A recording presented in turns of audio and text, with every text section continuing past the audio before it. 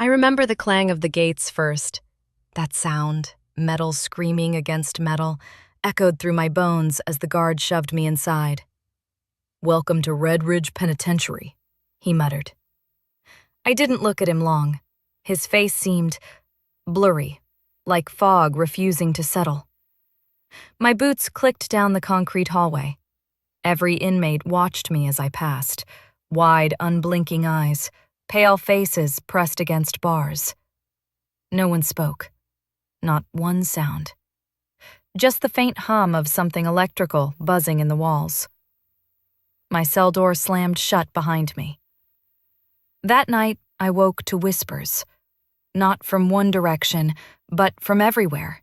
Above me, beside me, under the floor. Dozens of voices whispering my name, stretching it thin until it didn't even sound like language anymore. I jumped up and grabbed the bars. "Hello?" I shouted. All down the row, the inmates faced me, suddenly all standing at the fronts of their cells, bodies stiff, eyes shining like wet glass. Every one of them whispered in perfect unison, "You shouldn't be here." I stumbled back, my heart hammering, my breath fogged in the freezing air. Only, Red Ridge wasn't supposed to be cold. At least, not this cold. The next morning, I asked the guard why the inmates were allowed to stand outside their bunks all night. He stared straight ahead. "Ma'am," he answered, "this block's been empty for years." My stomach folded in on itself. No, I saw them. They saw me. He only repeated, "This block is empty." That night, the whispers returned, louder, frantic, layered like hundreds of throats trying to speak through the same mouth. I pressed my hands to my ears, screaming for them to stop. But one voice rose above the rest, strong and familiar. "You're not in prison, Emily." I froze. No one here knew my name. "Look around," it whispered. And for the first time, I did.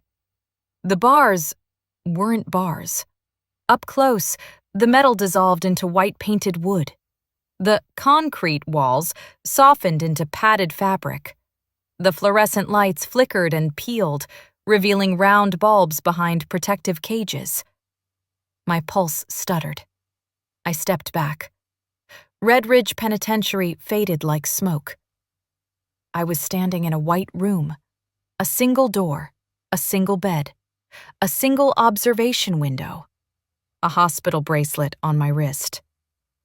St. Delilah Psychiatric Hospital. My knees buckled. The whispers turned into screams, not angry, but desperate, pleading. "Wake up, Emily." I slammed my fists against the door. "Let me out! I don't belong here!" A shadow appeared behind the window. A woman in scrubs.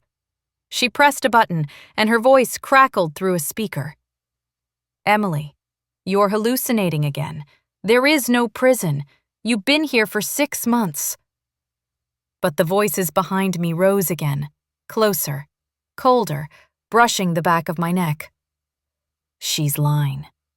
We're real. We need you." I spun around. The inmates, my ghosts, stood shoulder to shoulder, filling the little padded room, faces twisted, jaws hanging open as if their skulls had been yanked apart. Their whispering stopped. Together, they said, "If you believe in us, we live." The lights flickered. The room stretched into darkness, and once again, I heard the familiar sound of a prison gate slamming shut.